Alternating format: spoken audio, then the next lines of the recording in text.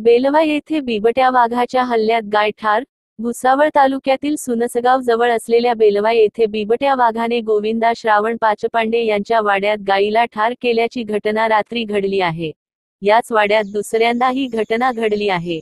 याबाबत तलाठी, ग्रामसेवक, वन विभाग व पोलीस अधिकारी या सर्वांना माहिती कळविण्यात आली असून नुकसानग्रस्त शेतकऱ्याला भरपाई मिळावी अशी मागणी केली जात आहे. जितेंद्र काटे, दिव्य महाराष्ट्र न्यूज, सुनसगाव.